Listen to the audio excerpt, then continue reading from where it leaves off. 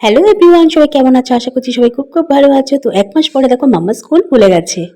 তো কাল থেকে তো মাম্মা স্কুল খুলে গেছিল। তো দেখো মাম্মা সকালবেলা ঘুম থেকে উঠে খাবার দাবার খেয়ে ড্রেস পরে একদম রেডি হয়ে গেছে। আমি তো টিফিনটা বানাচ্ছিলাম। তো এই ফাঁকে মাম্মা একা একা ড্রেস পরে রেডি হয়ে গেছে। এখন হচ্ছে আমি চুলটা বেঁধে দেবো, কারণ হচ্ছে দুপাশে বেরুনি করবে। এই ছোট্ট ছোট্ট চুলেই দেখো এখন বেরুনি করে দিতে হবে, কারণ হচ্ছে চুলটা কাটতে কিছুতেই রাজি হচ্ছে না। আর চুলটা ভেবেছি কাটিয়ে আর কি ছোট ছোট করে দেবো। তো বলছে না, আমি চুলটা অনেকটাই বড় করব। যাই হোক, চুলটা ছোট হলেও বেরুনি করা যাচ্ছে। তো দুপাশে দুটো বেরুনি করে দেবো। ওর খুব ভালো লাগে বেরুনি করে স্কুলে যাবে। ওই যে আমি ছোটোবেলায় আগে গল্প করতাম, আমি জানো তো ছোটো ছোটো চুলে বেরুনি করে আগে স্কুলে যেতাম। ও এখন আমারটা শুনে আর কি ওরও এখন ইচ্ছে হয়েছে বেরুনি করে স্কুলে যাবে। তো ছোটো ছোটো চুলে কিন্তু বেরুনি করলে কিন্তু বেশ ভালো লাগে। আমার তো ভীষণই ভালো লাগে। তোমাদের কেমন লাগে অবশ্যই জানিও। আর মাম্মা তো এবার জানো তো ক্লাস 1 থেকে 2তে কিন্তু উঠে গেছে মাম্মা। মাম্মা এখন ক্লাস 2তে পড়ে। তো মাম্মার এখন চুলটা অনেকটা বড় হয়ে গেছে। মাম্মা এখন চাইছে চুলটা আরও বড় করতে, আর দুপাশে দুটো বড় বড় বেরুনি করে স্কুলে যাবে। আর কাদের কাদের স্কুল খুলে গেছে প্লিজ কমেন্ট করে জানাও সবাই। Tata bye. বই এখন বেশি না, তার জন্য যাও টাটা বাই।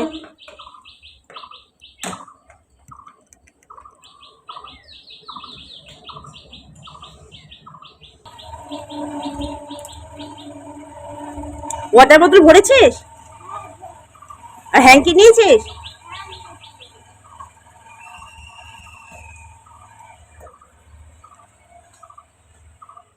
টাটা। যেহেতু 1 মাস পরে স্কুল খুলেছে, মাম্মার আজকে বায়না মাম্মাকে স্কুলে দিয়ে আসতে হবে। তো মাম্মাকে যাচ্ছি এখন দুজনে মিলে স্কুলে দিয়ে আসতে। তো মাম্মাকে স্কুলে দিয়ে এসে এখনো ঘরের অনেক কাজ বাকি আছে, সেসব করো। তো মাম্মাকে স্কুলে ভেতরে ঢুকে এখন দেখো বাড়ি যাবো। আজকে যেহেতু প্রথম স্কুল, তার জন্য স্কুলের সামনেটা প্রচণ্ড ভিড় হয়েছে। তো দেখো বাড়িও দেখো চলে আসলাম। বাড়ি এসে আমার সবচাইতে প্রিয় জায়গা এই যে আমার ছাদ বাগান। ছাদ বাগানে চলে আসলাম, দেখলাম গাছের গোড়াগুলো আর কি মাটি শুকিয়ে গেছে কিনা, নাহলে তো জল দিতে হবে। তো দেখলাম মাটিগুলো হালকা ভেজা আছে, তাই জল দিলাম না, তো বিকেলে জল দিয়ে দেবো। তো এটা হচ্ছে আমাদের বাড়ির সামনেটা। আর আমাদের বাড়ি যেখানে, সেখানে প্রচণ্ড গাছ, চারিদিকে শুধু গাছ আর গাছ। আমাদের বাড়িটা হচ্ছে মধ্যখানে, আম জাম কাঁঠাল সব ধরনের গাছই আছে। তবু ইচ্ছে হলে ছাদে ছাদ বাগান বানাই, তো বানানো হয়েছে। তো দেখো ছাদ থেকে চলে এসে এখন সকালে খাবার বানাচ্ছি। তো এখানে বানাচ্ছি আলু আর বেসন দিয়ে আলুর পকোড়া বানাবো। তো এখানে দিয়ে দিয়েছি নুন হলুদ কাঁচা লঙ্কা আর হচ্ছে বেসন দিয়ে ভালো করে মেখে নিলাম।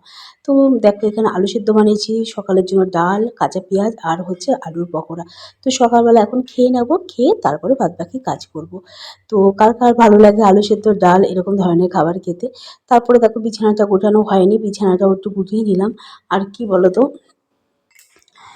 উম, ঘরে লাইট জ্বালিয়েছি, তার জন্য না ঘরের ভিডিওটা আর কি ক্যামেরাটা যখনই অন করলাম দেখি এরকম হচ্ছে। তো ক্যামেরাটা কি বলতো, লাইটের দিকে সোজা করে ক্যামেরাটা রাখা হয়েছে, তার জন্য ভিডিওটা এরকম ঘোলা ঘোলা আসছে আর কি। তো যাই হোক, তোমরা একটু কষ্ট করে দেখে নিও। আর দেখো আমি কিন্তু বিছানাটা গুটিয়ে নিচ্ছি। আর এখন তো কি বলতো, খুব একটা বেশিক্ষণ লাগে না বিছানা গুটাতে। আর দুপুরে রান্না বান্নাও দেখো আমার দিকে কমপ্লিট হয়ে গেছে। উচ্ছে ভাজা কাঁচা লঙ্কা কাঁচা কলা বাটা আলু ভাজা ইঁচড় করেছি, এদিকে আমি চাটনি করেছি। তো কালকে রাতেরবেলা ঝড় হয়েছিল, প্রচুর আম পড়েছে গাছ থেকে, সেই আম কুড়িয়ে এনে চাটনি বানিয়েছি। আর দেখো ইঁচড়ের রসা বানিয়েছি, দারুণ হয়েছে।